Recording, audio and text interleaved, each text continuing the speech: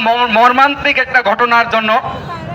আমি ঢাকা ইউনিভার্সিটির একজন ছাত্র হিসাবে আমি এখানে অনার্স মাস্টার শেষ করেছি। আমি এখন এমফিল গবেষণারত ঢাকা ইউনিভার্সিটির। ঢাকা বিশ্ববিদ্যালয় আমাদের প্রাণের জায়গা। আমাদের বাবা মায়েরা কষ্ট করে পরিশ্রম করে তাদের কষ্টের টাকা বিনিয়োগ করে আমাদের ঢাকা ইউনিভার্সিটিতে ভর্তি হওয়ার জন্য সুযোগ করে তৈরি করে দিয়েছেন।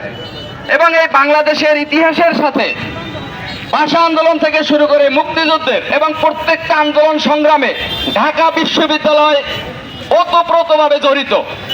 এখানে সারা বাংলাদেশের মেধাবী ছাত্রছাত্রীরা ভর্তি হয়। কিন্তু দুঃখজনক হলেও সত্য, এই পাথরঘাটার একজন কুলাঙ্গার যিনি একটা রাজনৈতিক দলের সাথে জড়িত, উনি ঢাকা বিশ্ববিদ্যালয়ের সাধারণ ছাত্রছাত্রীদের নিয়ে, বিশেষ করে ডাকসু নিয়ে, ডাকসু বলতে আপনারা এটা অনেকেই জানেন, ঢাকা বিশ্ববিদ্যালয়ে যারা ছাত্র প্রতিনিধি সরাসরি ছাত্রদের ভোটের মাধ্যমে নির্বাচিত হয়, তাদের নিয়ে উনি কুরুচিপূর্ণ এবং যে কথা আমরা অনেকেই মুখে নিতে লজ্জাবোধ করি, উনি এইরকম কথা বলেছেন। আমরা এর তীব্র নিন্দা এবং প্রতিবাদ জানাচ্ছি।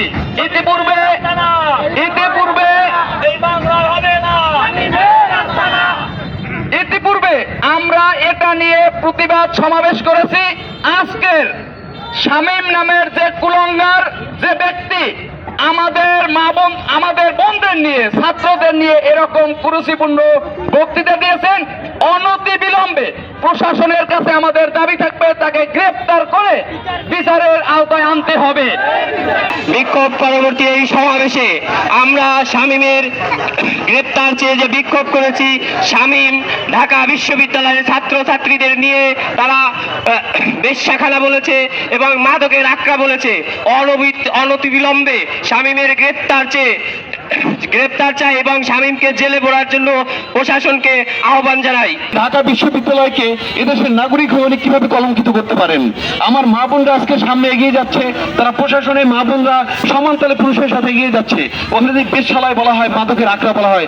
আপনারা জেনে অভিভূত হবেন যে কয়েকদিন আগে এই জামাতের যে শিবিরের ডাকসুর নেতা ওরা একটা ইয়া করেছিল, কনসার্ট করেছিল। সেই কনসার্টে তারা সিগারেট বিতরণ করেছিল। ওরা যেখানে সিগারেট বিতরণ করেছে, ওদের দলের লোকেরা ওইখানে কিভাবে সে বলতে পারে যে সাদিক কায়েমের আগে এই ডাকসু বেশ্যালয় ছিল? এটা ওনার বক্তব্যের সাথে সাদিক কায়েমদের কর্মকাণ্ডের কি কোনো মিল আপনারা পান কিনা, সেটা আমি প্রশ্ন রেখে গেলাম। একই সাথে প্রশাসনের কাছে বলতে চাই যে এই স্বামী আহসানকে অতি দ্রুত গ্রেপ্তার করে আইনের আওতায় এনে সর্বোচ্চ শাস্তি আমরা দাবি করছি।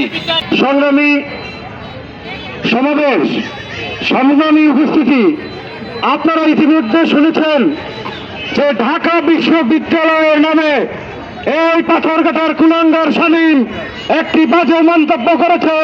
তিনি বলেছে ঢাকা বিশ্ববিদ্যালয় নাকি মাদকের আখড়াখানা এবং ঢাকা বিশ্ববিদ্যালয় নাকি একটি বেশ্যাখানা।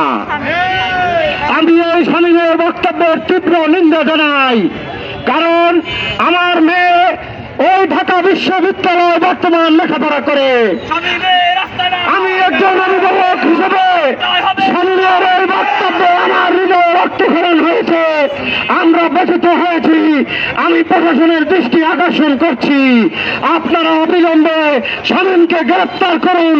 আপনারা যদি শামীমকে গ্রেপ্তার না করেন, এই আন্দোলন ধীরে ধীরে অন্য খাতে প্রবাহিত হবে এবং আন্দোলন চলমান থাকবে।